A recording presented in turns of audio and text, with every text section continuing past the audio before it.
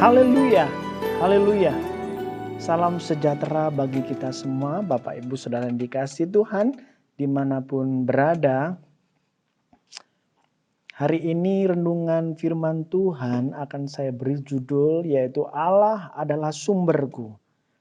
Allah adalah sumberku. Langsung saja kita buka Alkitab kita di dalam Kejadian 12 ayat pertama dan ayat yang kedua. Demikian firman Tuhan, berfirmanlah Tuhan kepada Abram, pergilah dari negerimu dan dari sanak saudaramu dan dari rumah bapamu, ini ke negeri yang akan kutunjukkan kepadamu. Ayat yang kedua, aku akan membuat engkau menjadi bangsa yang besar dan memberkati engkau, serta membuat namamu masyhur dan engkau akan menjadi berkat. Nah, di sini Tuhan berkata, aku akan membuat engkau menjadi bangsa yang besar dan memberkati engkau serta membuat namamu masyhur. Ini merupakan janji Tuhan kepada Abraham. Bahwa janji Tuhan, dia akan memberkati Abraham, dia akan membuat namanya masyhur. Saya percaya ketika Tuhan berjanji, ia akan menggenapinya. Karena Tuhan bukanlah manusia yang suka ingkar janji. Janji Tuhan pasti digenapi di dalam kehidupan Abraham. Janji Tuhan tidak pernah meleset. Janji Tuhan tidak pernah keliru. Janji Tuhan ya dan amin. Pasti digenapi. Nah, kalau kita melihat membaca di dalam Kejadian 13 ayat yang kedua, di sana janji Tuhan digenapi di dalam kehidupan Abraham. Ayat yang kedua, adapun Abraham sangat kaya. Sekali lagi, adapun Abraham sangat kaya, banyak ternak, perak dan emasnya. Ya, di sini Tuhan memberkati luar biasa di dalam kehidupan Abraham. Saya boleh simpulkan, jadi Abraham diberkati dengan kekayaan yang melimpah bukan karena ia pandai berbisnis.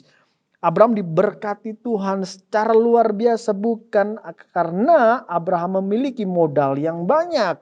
Abraham diberkati Tuhan bukan karena memiliki relasi di sana sini, tetapi Abraham diberkati Tuhan karena janji Tuhan di dalam kehidupannya. Abraham diberkati Tuhan karena kemurahan Tuhan dalam kehidupannya.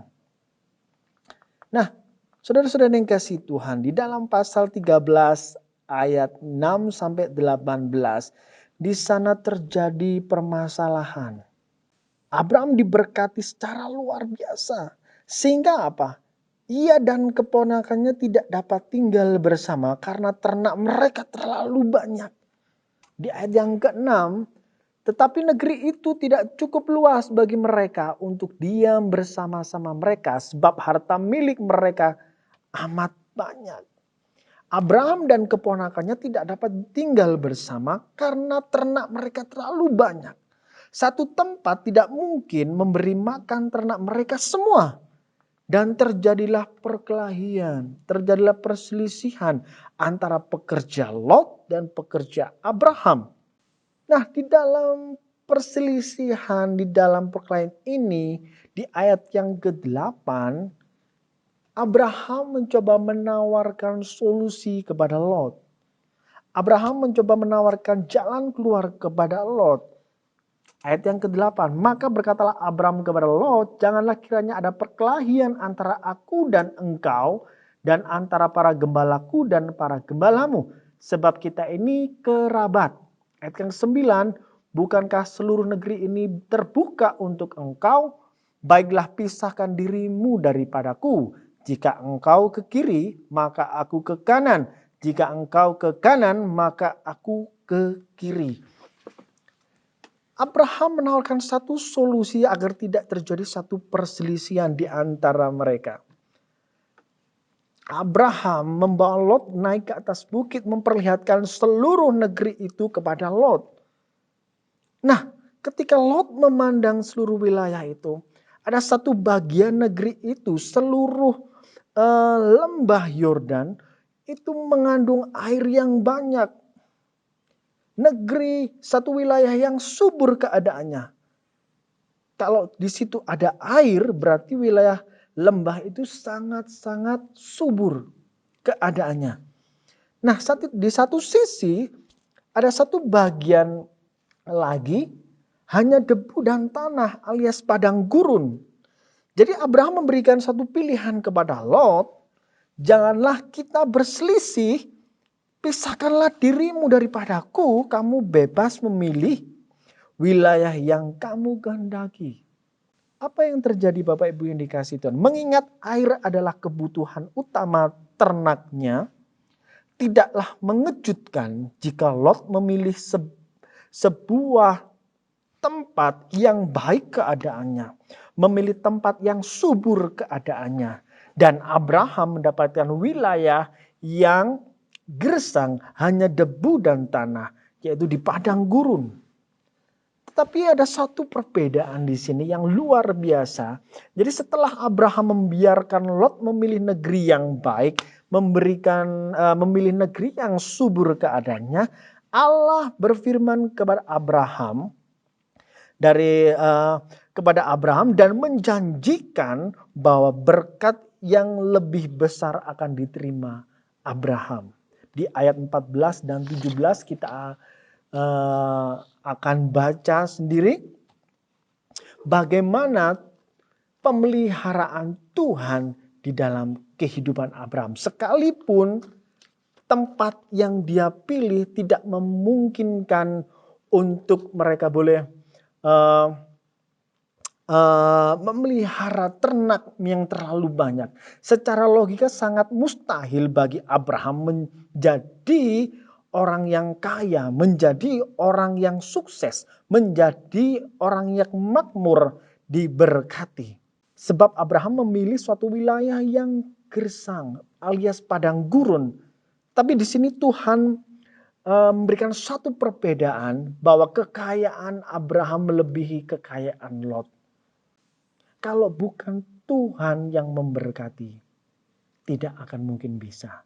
Di padang gurun, Tuhan masih memberkati kehidupan Abraham dengan berlimpah-limpah. Lukas 1 ayat 37 mengatakan, sebab bagi Allah tidak ada yang mustahil.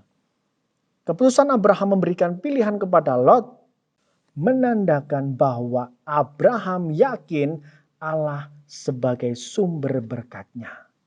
Terserah kemana saya pergi, terserah wilayah apa yang saya pilih. Meskipun di dalam keadaan di padang gurun, Tuhan akan memberkati saya. Nah, pelajaran apa yang kita bisa petik melalui cerita ini, Bapak Ibu yang dikasihi Tuhan? Berkat Tuhan tidak ditentukan keadaan di sekitar kita. Berkat Tuhan tidak ditentukan keadaan ekonomi di dalam kehidupan kita. Mungkin hari-hari ini situasi kita seperti di padang gurun. Ekonomi kita seperti di padang gurun. Tidak ada harapan di sana. Bisnis kita seperti di padang gurun. Mati, tidak berdaya. Keluarga kita seperti di padang gurun. Tidak ada ketenangan di sana. Saya mau mengatakan kepada Bapak, Ibu, Saudara semua yang mendengarkan acara ini. Sekalipun situasi kita seperti di padang gurun bersama Yesus, di tengah padang gurun kita pasti menemukan mata air itu. Haleluya. Di dalam Yesus ada harapan. Di dalam Yesus ada berkat. Di dalam Yesus ada mujizat. Sekalipun keadaan kita hari ini mungkin seperti di padang gurun. Mari bersama Yesus selalu ada mata air kehidupan di dalam kehidupan kita. Karena Allah adalah sumber kita.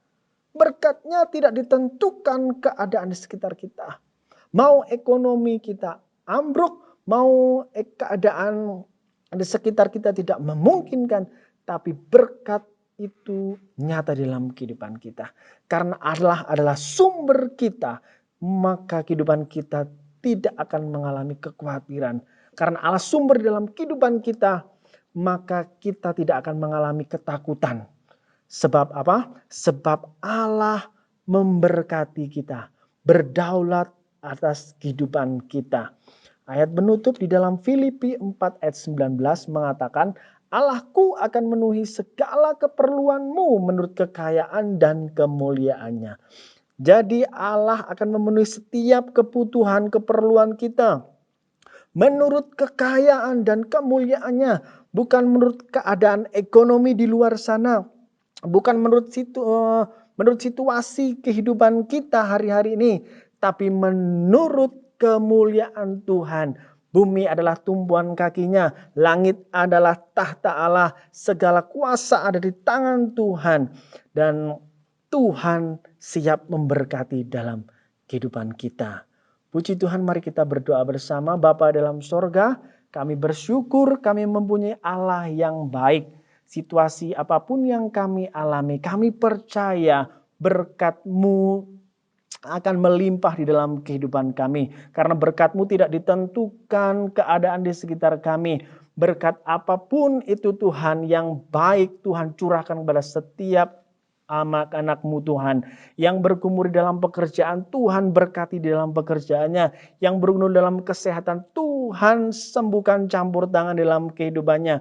Kami percaya berkat-berkat yang baik, yang khusus Tuhan curahkan kepada setiap anak-anak-Mu yang mendengar acara ini. Terima kasih Bapak yang baik.